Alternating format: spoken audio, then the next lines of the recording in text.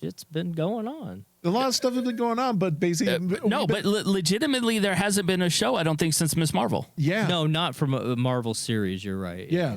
That's the thing. We've had a couple films, but... It's almost... They decided to take this weird hiatus. Like, let's take a break after we just shoved all these products out there. It wasn't by accident. They spent a ton of money, and then zero return. And they didn't get a lot of return in subscriptions, and they blew through a lot of capital, and then the CEO left, and Iger came back and said, we're battening down the hatchets, and we're going to reduce these budgets, and they started slicing things off the schedule. Even more stuff got sliced, I saw either yesterday or today. Yeah. He's tightening the ship. I mean, the amount of money, just as an example, as an aside, I know this is Marvel, but they spent over 200 and what was it, Bobby? 250 million or some shit on Andor. Yeah. Oh yeah. Yeah. On the Star Wars side. That is a boatload of cash. Now break that down on a subscription level. You know what I mean? It's like you break it down on a subscription level to which people like me get it for free through Verizon. Oh yeah.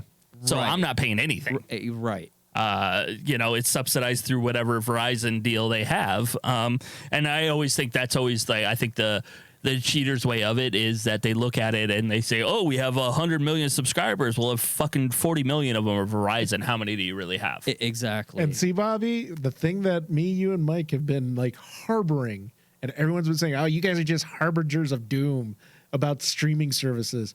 Well, look what happened. Well, no, I think what you get is when, especially if you look at this television show and the gap between Miss Marvel and this, we all go find different things to watch.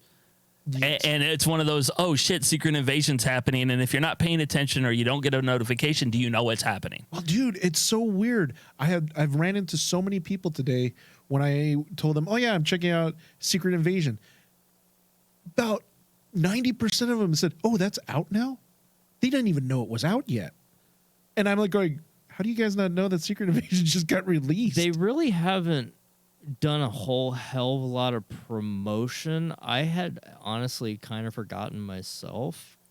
And if it wasn't for the fact that I check IO9, it's the websites that get the most promotion. Because it's like things you need to watch before Secret Invasion starts.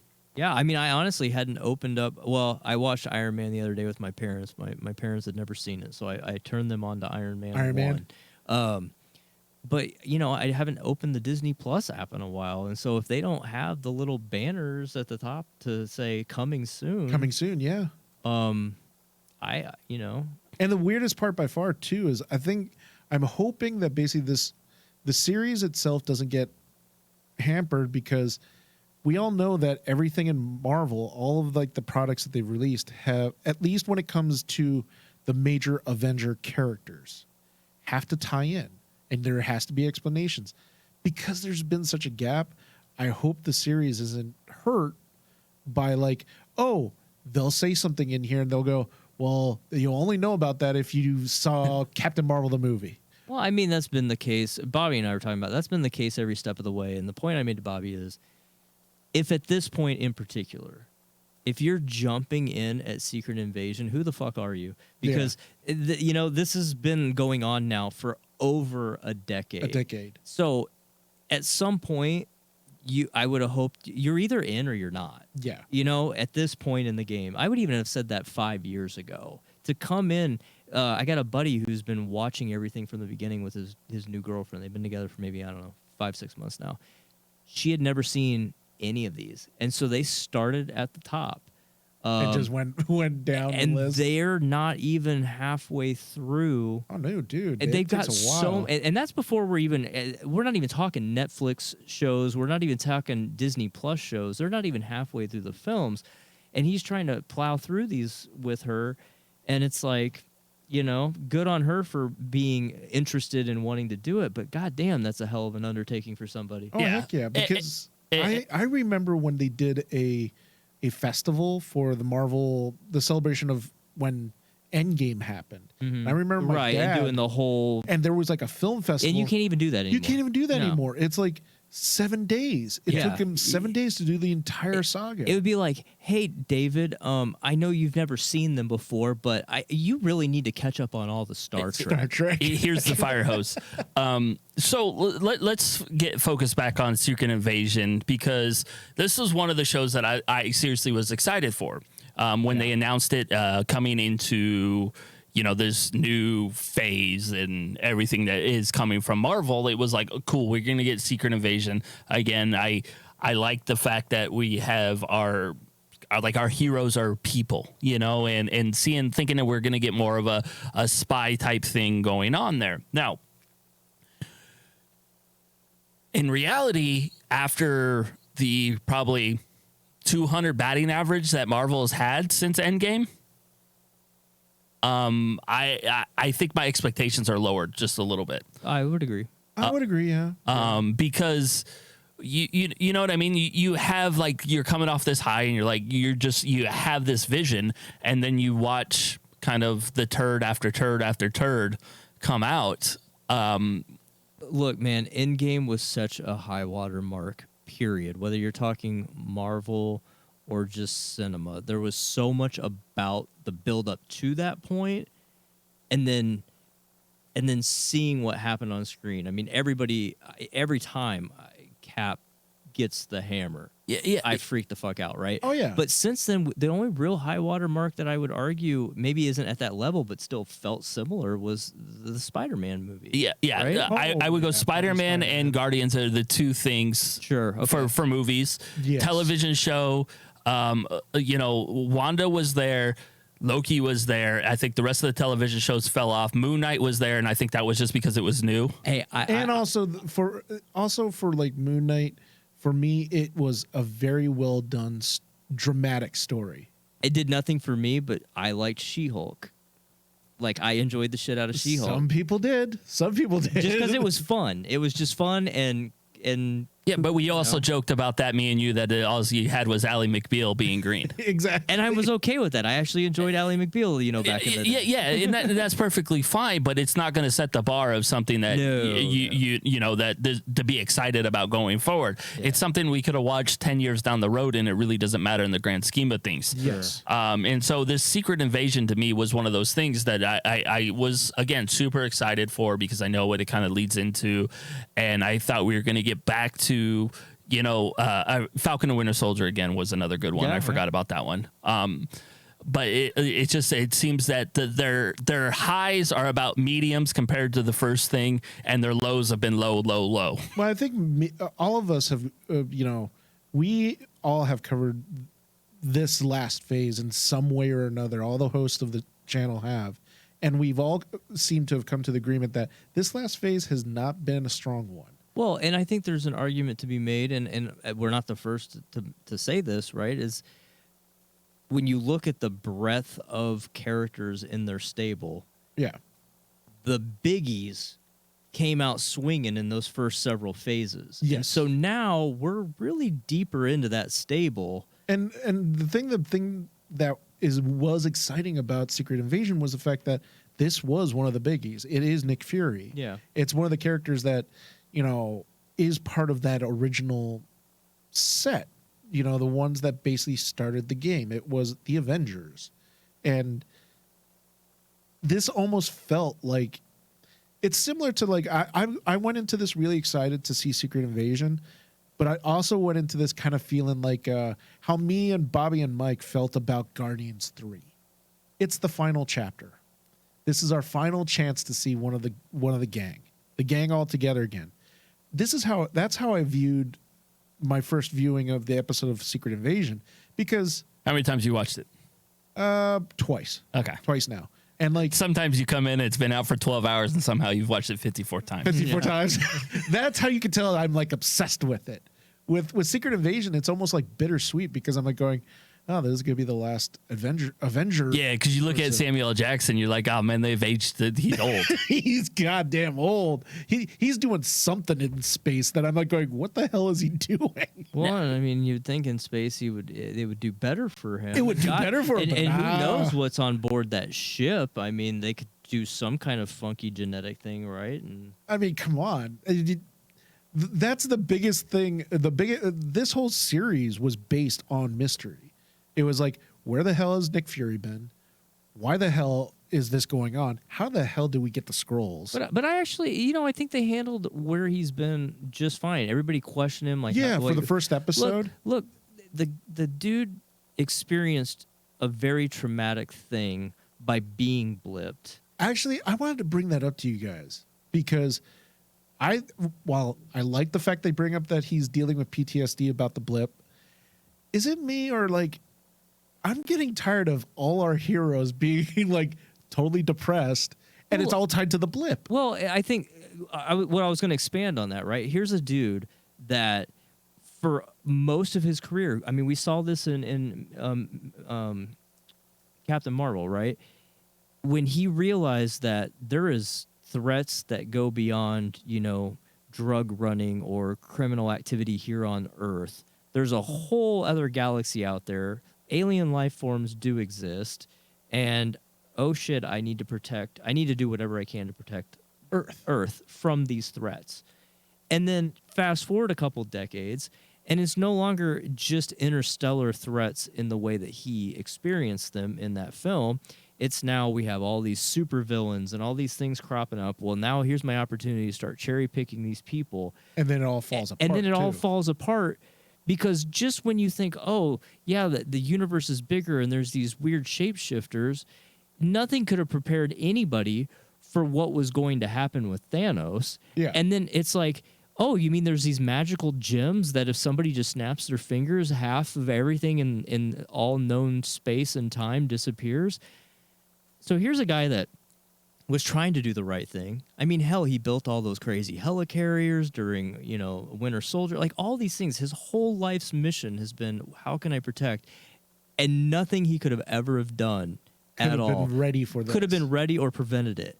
And so it's not just about the blip. It's about him in particular as an agent of S.H.I.E.L.D. trying to protect. And the shield was literally shattered metaphorically and visually on screen in the way of Cap's shield, right? And see, the way you explained it, Steve, I'm hoping we get more of that in Secret Invasion because that's what I was expecting. It's just basically starting it off with the blip. And everyone gets affected by the blip. All of a sudden, like, he's been gone, so we have to catch our audience back up to, oh yeah, he did get blipped, and oh yeah, he dipped out afterwards. And you have to think, like, he goes off on this ship. We see him in that one scene, kind of having his little siesta, if you will, aboard the ship, right in that after credit scene. Yeah. And I forget which film it was. But here's a guy that you could argue when he was blipped back. Yes, he's dealing with that trauma, dealing with his own personal feeling of, I let the world down. I let every human being on this planet down, every living creature on this planet down, and not just this planet, half of the universe. Hell of a burden to bear, right? Hell of a cross to bear, and not his cross to bear, but that's who he is as Nick Fury. That's what was cool when he actually mentioned about he had a what was it, a crisis of faith. Yeah. And I was like going, okay, delve in more, please. I hope we delve in more into that whole moment. And so I got to give the guy some slack. Like, you know what? Go on that little vacation that you had, but now he's back and realizing, like, well, now they're all amongst us and we don't know who's who. Now we don't know who's who. So, and look, all my friends might be actually Skrulls now. All these people that I've been fighting side by side with, trying to protect, and then ultimately losing to Thanos. Half of them could be these very fuckers that I've spent decades trying to. So put yourself in this dude's shoes. No wonder he looks as bad as he does. He looks as bad as he does. Yeah, basically everything is a failure at this point. And I think that's where we need to get. We've always talked about we want the more personal stories when it comes to it. And coming with a bigger thing than just this invasion. Yeah. And I hope we get that with Nick Fury because I don't think a lot of his story has been fleshed out. He's been a kind of a secondary character that's led people along a path, but we don't know what the path has done to him. And I think that's what we get. And I think, at the end of this episode when, quote unquote death happens, we still don't know. And you never know in the Marvel, at the end, there if death really happens. You without almost giving anything away. Yeah, we don't know yet. yeah, we don't know yet, but we're assuming that Maria is dead. But it's just to see what the reaction for it is for him. You know, losing the last person that kind of he had his absolute trust in, because there's nobody else left for him. It was even stranger because even like when he gets back, he automatically has to deal with the loss of the one guy's significant other, the one Skrull's wife. And he has to find out, oh, yeah, she passed away. Okay. Dead. Cool. I wasn't even here to watch that. And it's like, how can it get even worse for Nick Fury after everything? And just like you said, Steve, I mean, you pointed it out, everything he's done, and then he gets back, and it's just, no. Yeah, and at oh, some yeah, by the point- way, this person's dead. And at some point you go, when do you throw in the towel? Do you throw in the towel? Is it worth continuing that fight at all? Is it hopeless? Is it hopeless? And that's the thing, is like this entire episode started really on I'm not going to say it was a bad spot, but it was a hopeless spot. Because Very it's hopeless. like, that's why I really like, because it added to that spy element that we've been, before the series ever started, when we were discussing about it a long time, I remember me, Bobby and Mike talking about it. I was excited to see a spy series, something like The Americans, something like that. And in the it Marvel very universe. well could be that. And it could be.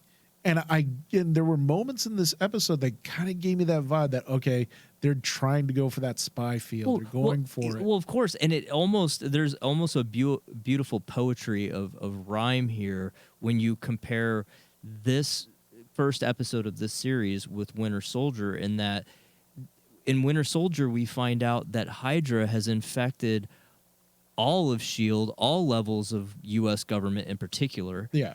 And here he's been, again, working along and fighting alongside the very kind of threats that he was supposed to have one eye open on and clearly didn't. And now you fast forward, several years, and it's literally the same shit, only instead of it's Hydra, it's an alien species. It's the Skrulls. It's the Skrulls, right? So it's like, again, I wonder, Fury kind of sucks at his job, is what I'm getting at. after Fury wasn't trained for aliens. yeah.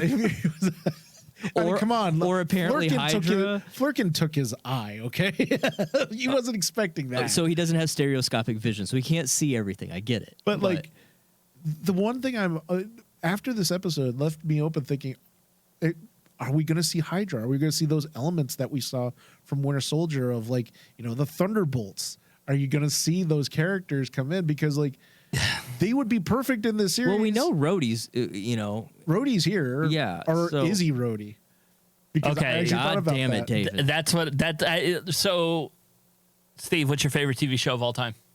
Battlestar Galactica. What is the key part of Battlestar Galactica for people who haven't watched it? That you don't know who's a Cylon and who is not. And what does this kind of remind you of how this setup started? Come on, Steve. Yeah. You had to have seen it. Yeah, that's fair. They opened it perfectly with the. I think the Ross. president isn't who we think he is. Oh, I don't. 100%. 100%. That's all I was doing. I was like, so which one of you isn't who they are? Which one of? Yeah, and the way that Don Cheadle's character was, I'm like going, I wonder if Rhodey is actually a freaking Skrull. Well, and I think they certainly teased and set that up with what marketing I did see leading up, and especially in the last several days. They're certainly teasing that aspect, right? You don't know who to trust. You don't know who's who. And now, if he potentially lost the only person he could trust. Yeah, I mean, hey, he's got Talos. Yeah, but even he's got his wingman. he's got his wingman. Yeah, but even that got questionable there for a hot second. And so yeah, Bobby, you're right. I mean, we're basically watching a BSG in the Marvel universe. That was kind of the first thing I thought about when they, that first opening scene, when we just watched the shape shifting happen, and then we get to, we're in Russia because they can do nuclear, and I have a feeling that's going to come back, that the Skrulls can survive in the nuclear wasteland. Oh, no, absolutely. they said that. No, they actually said that in this episode. No, I understand, but I have a feeling that's how we're going to get people identified at one point. Oh, that they can actually, because they they'll somehow happen, and they'll be like, this is radioactive. Why aren't you? What's going on? Or something weird will happen where somebody will get exposed that way. Well, maybe they can absorb it, and then when they leave the proximity to that thing, that is going to be obvious. It's just going to poop it out. It's going to poop it out. Right, like your turds are bright green and glowing. What's going on? Just ends up pooping the freaking like little things that Homer puts into the machine at the beginning of The Simpsons. The little rods, little poop rods. So, but yeah, I think that's where we're getting at is it's, hopefully I think we have 6 weeks if they average. Yeah. Though it was probably, I think 50 some odd minutes, but that was beginning and ending credits, so we have about, 3 hours probably of total television time to figure these things out. And you just wonder where they're going to go because it's also going to lead to the movie. So I don't know how much of a conclusion we're going to get there, but the fact is, I think the storytelling is there. I just don't know how, like, episode to episode, they're going to maintain like a certain level of intrigue. I think that's going to be the tough part. I think this one just was really good in some regards. I wouldn't say it was like a home run shot out of the park for a first episode, but it was a good table setting to basically say, he's dealing with a lot of personal emotional baggage from feeling he's let himself and everyone down given his role, and you don't know who you can trust, literally. So it's going to turn into you always got to be looking over your shoulder as the viewer in every scene going forward. You're going to have to play that mental game of trying to suss out who's real and who's not. It's like it's like Clue. Not even that. I mean, it's like it really boils down to who can Nick Fury trust, because even like some of the humans they deals with, like Sonya, he can't trust her, but he's going to have to because she is human and she knows about the Skrull invasion. But it's is obvious. She human? Yeah, it's obvious that basically even if she is human, she's not even trustable as a human. Right.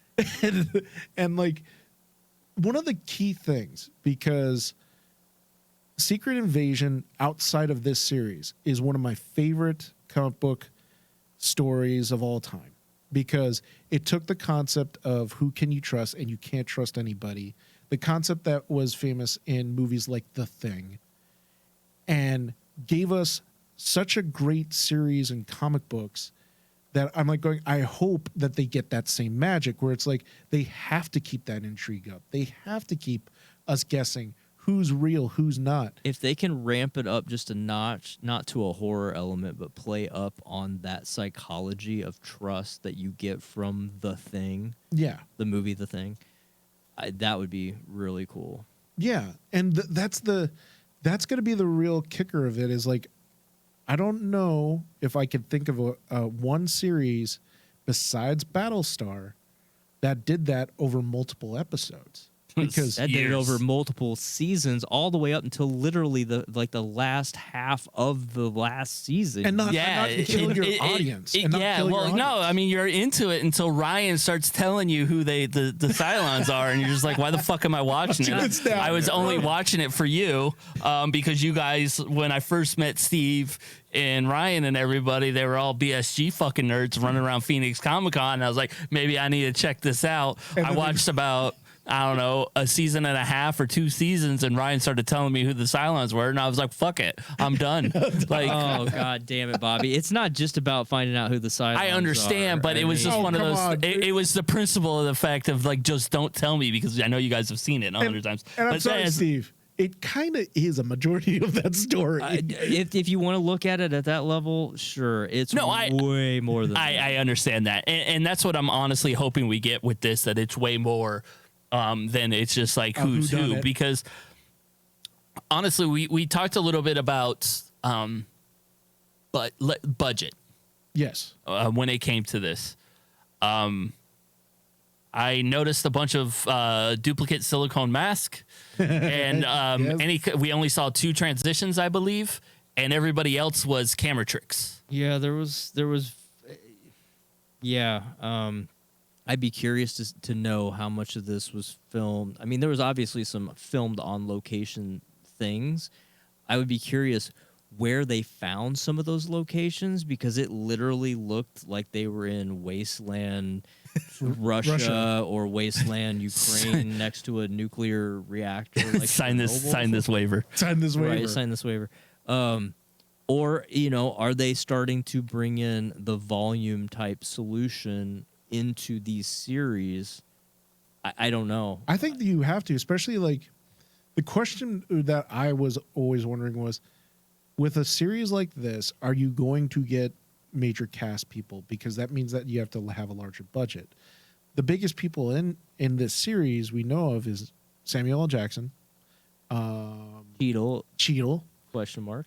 But like when you think about it, especially how they dealt with Martin Freeman, his character, Yeah. he was only used for one episode And and he was taken out. he was taken out, which that was a little surprising. And then you've got the dude playing Talos. I forget his name. Ben Middleton. He's an established known name. You got Amelia Clark, and then you've got Colby. Well, you had Colby Smulders. Smulders.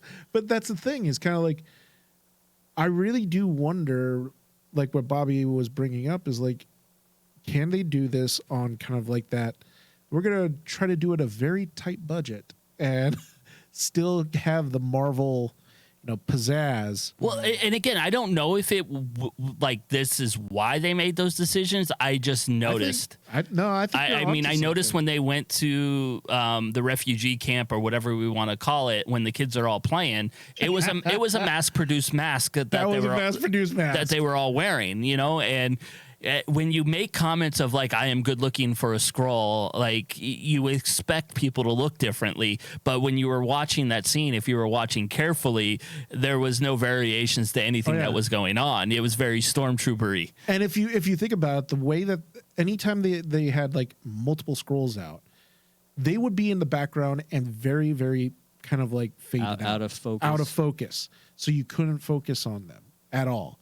But you could, to like a trained eye, you could tell, oh yeah, that's multiple same mass that we're seeing time and time again. I think for me, it's interesting that in the first episode we lost 2 characters, one who's been with us for a very, very long time throughout this entire Marvel experiment.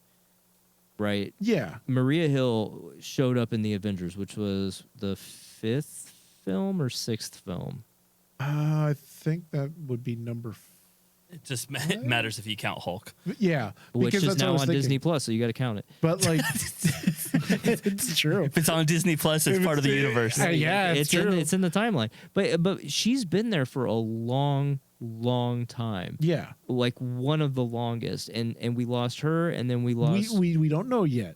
She would have changed. Well, you're right. So we didn't. You're right. But she looked dead ass in the eyes. Like she looked like she's dead. So if that happened and we lost the other dude, Martin Freeman. Yeah. Yeah. With Ross. Yeah. It's like, are we starting to also see a shift in killing white people? Well, that's obviously topical at the Watch, moment. They'll kill Don Cheadle next. No. They can't. It's only the white people. But no, I think that's what Disney does. That's what Disney does. That's true. I think is this because people are costing more? Is it because of contractual things? Because Kobe probably didn't have like a multi-year, whatever contract. Mm-hmm. Well, she also had a family show on ABC, and then is probably living off residuals of How I Met Your Mother. Sure, but they all still want to act. But if from a studio production standpoint, again, new CEO. Well, CEO returns. The prodigal CEO returns, and he's going, I got to get things back on track. I've got to get these budgets tightened. I've got to cut my expenses.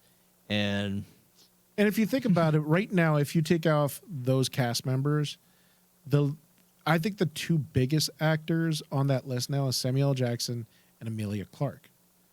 After that, yeah, you have some really good actors, but they're not gonna. I don't think they're gonna bring in like a really really big budget hit like Samuel Jackson would, No, or but Martin Freeman. I mean, they would. could bring in some of those other characters that we know are still around and still can bridge the gap to the other series that are coming. But, you know, it also gives you, if those two characters are, in fact, dead. Dead. I don't think then- Ross is dead. I think Ross is just captured. Nearly dead. Okay. But it gives He us, wants a mutton sandwich. it does give us a little bit of, there's some emotional gravity to that, right? Because, you know, even when Cap died, you know, it's like you've been with these characters for so long, you know them. Yeah. You have a love for most of them, if not all of them in some capacity. And when you start killing them off, it actually means something. And that's the thing I'm really worried about, because the Maria Hill moment, I don't know, but Someone texted me, it was like, not Maria. And I'm like, yep. but it also just, for me in the episode, it felt so forced. Like it was like, hey, we're gonna leave it on a suspense note that basically, oh, maybe she's dead, maybe she's not. She just got shot. That part felt forced, but what was surprising is, again, we were fooled as the audience thinking, oh, here's Fury gonna go over there, and then Fury shoot what? Oh, and then I was like, wait, was she a Skrull? And he knew it, and it's like, no, Nope. she was real, and And he was the Skrull. Skrull. Ah. So from that standpoint, again, it keeps you guessing. It keeps you. It's the who done it. It's who killed Professor Plum in the library with the rope. You know, and it also basically continues. And how long until next episode where they see Fury shooting people exactly, because he is, perceived as a bad guy, and now he's a rogue agent. yeah, we got this rogue agent out here shooting random people, setting off bombs in the town square here in Russia. He's a U.S. asset. He's a known U.S. asset with this secretive organization. The U.S. is trying to start a war with Russia. I mean, there's a lot of interesting topical you know what this calls for, things. Bobby? All right, tinfoil hat time. Who's going to show up? The in X-Men. series? No. Professor X shows up. Why? I don't know. He's just going to show up. But in all seriousness, tinfoil hat time, is there a major character that would come back? Because essentially, I get the sense that Legitimately, the only character I could see coming back is the Julia Louis-Dreyfus character coming back. what about Steve? No. Well, he could come back as a Skrull. That would be so messed up.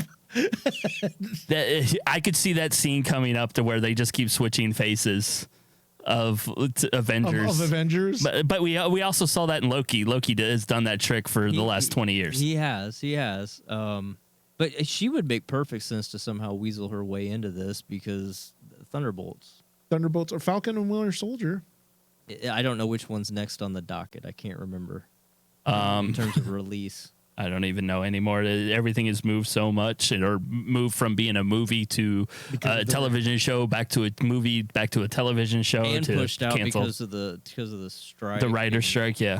So who knows where that piece of it goes? But I think what it does is it leaves a lot of intrigue for the show to continue to watch. Now, what I worry about as far as like viewership goes, if I wasn't covering it, do I need to watch this tomorrow? Or do I need to watch the next one as soon as it comes out? And honestly, I'd probably say no. To where if it would it had more of a library to it, I could probably watch 2 or 3 at a time. But nothing about the ending of this episode made me excited to go back and want to see the next one. I wouldn't go back and I wouldn't be like David necessarily and rewatch this episode.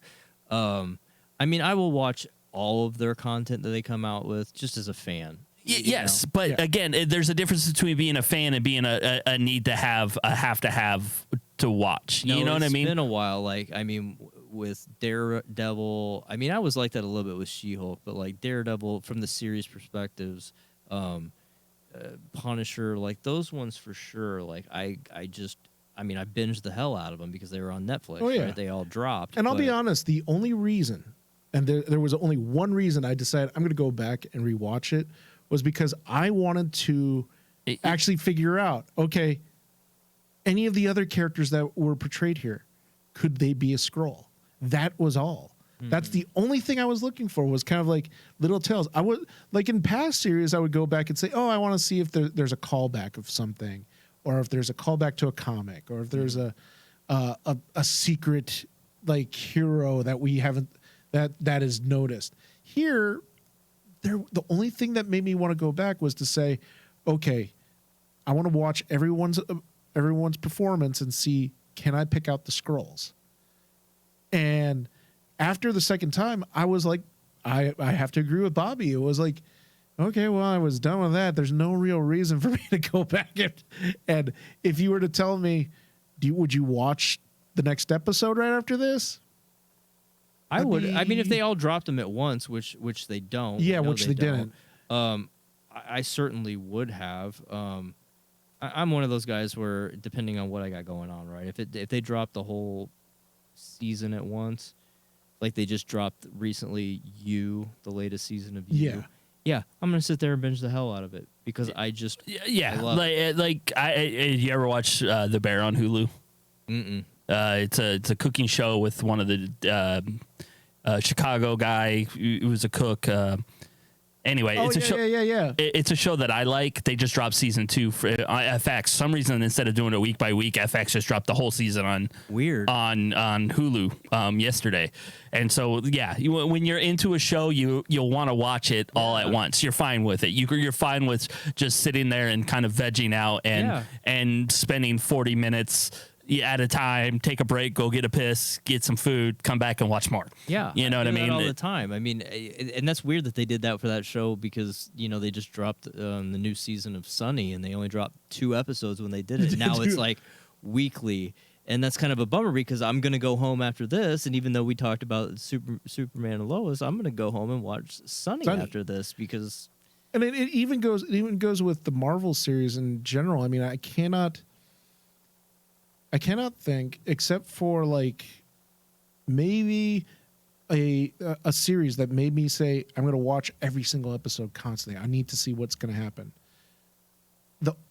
The only ones I can think of, Moon Knight, which everyone knows on this, that we've covered the show. I love Moon Knight, so that I continue to watch that. But the only one that I could swear that I said, okay, it left me with the vibe I need to see next week, was WandaVision. Because we just didn't know where it was going. I'm glad me and you, Bobby, are on the same thing, because I agree. WandaVision was like, okay, what the hell was that? What did I just watch? I need to actually see the next one. In general, Wanda had so much of that for so many reasons, because you're trying to figure out what the hell is going on, and that was a good thing. Loki I did because, but not like Wanda. Not like WandaVision. She-Hulk it did for me, personally. But not like Wanda. Even Falcon and Winter Soldier, which, anything Cap I'm going to watch. But, did it not leave like you Wanda. Did it leave you with that feeling after the episode ended where you go, God damn, I got to wait a goddamn week? Not with any of those shows. With Wanda, it did. Wanda, yeah. And weirdly enough, and maybe I'm the odd person here, but Obi-Wan. No, Obi-Wan did the same thing. It did the same thing for me too. It's like, I want to know what's going to happen next. What's he going to do? And it says a lot too, because like you left it on a cliffhanger of Maria Hill lying there, presumably dead. Yeah. Presumably, I'm going to say that in quotations until they put her body in the ground.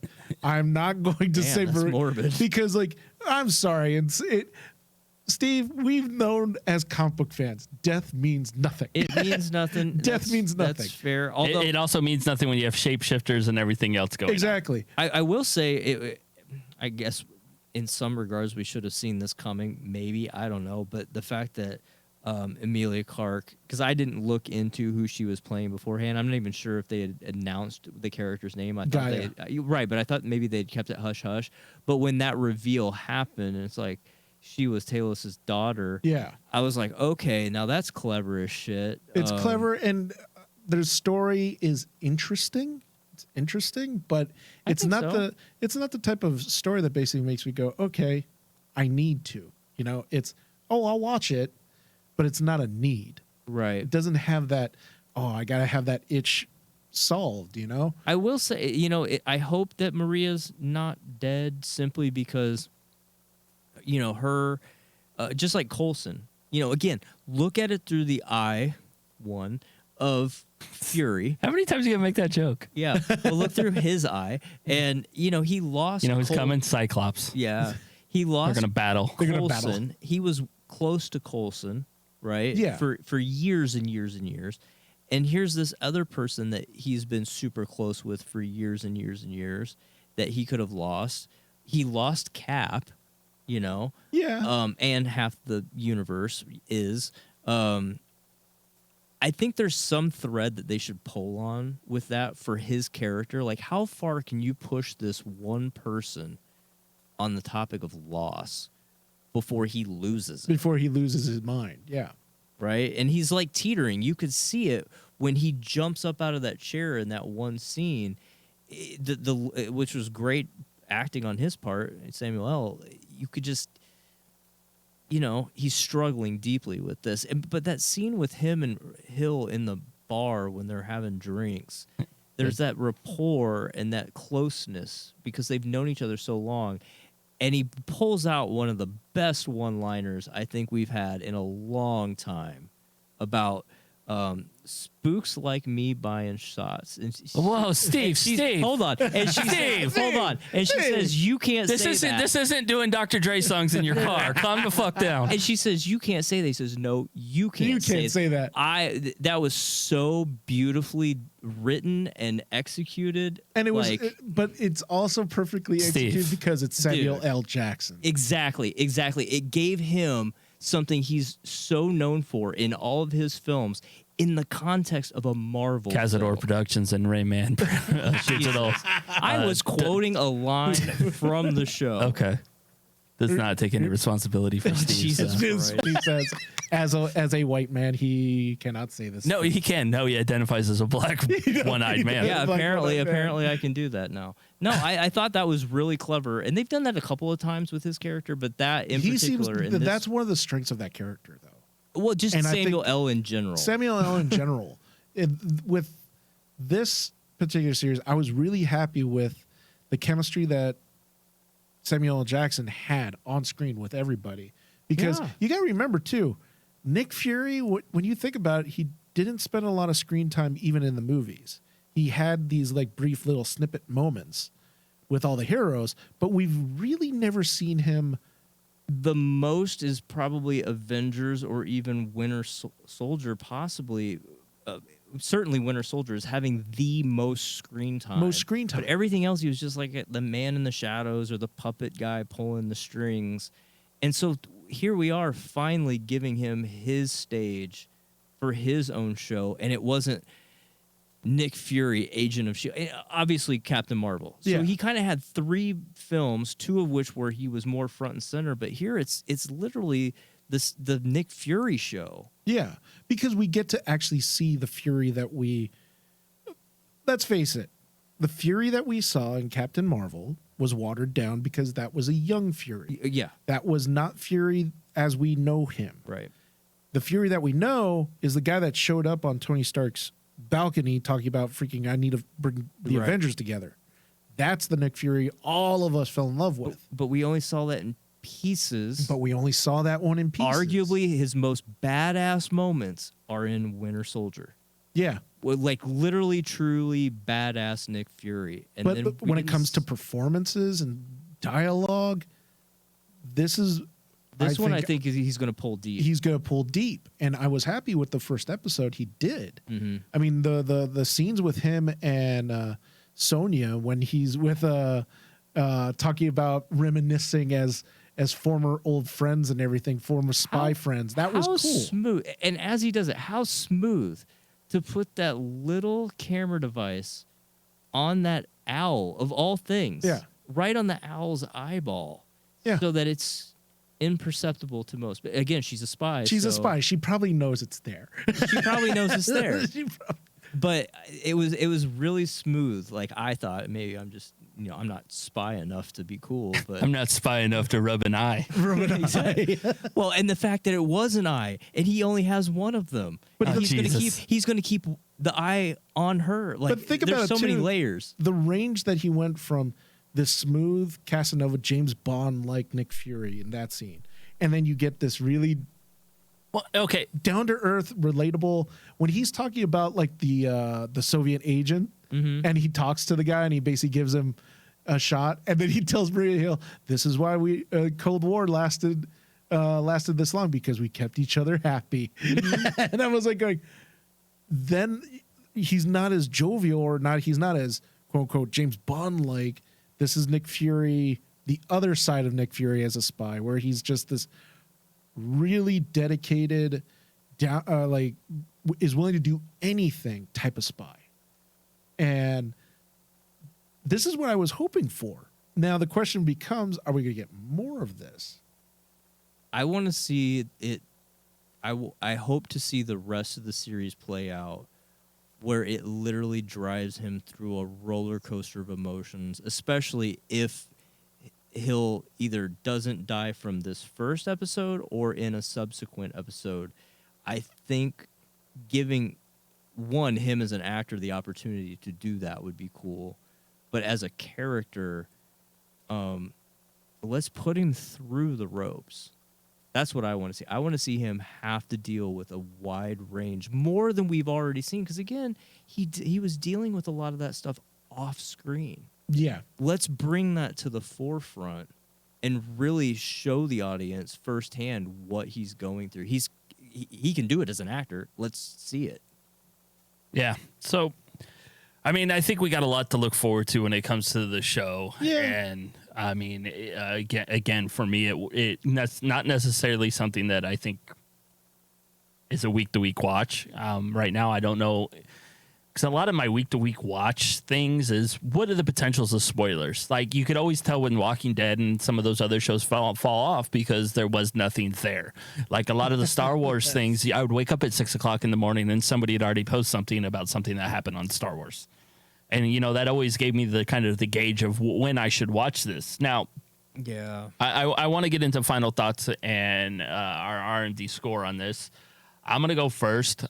Like I heard from you guys, it's not necessarily the strongest start, but it is a start we could get behind. Yeah, it's a solid start.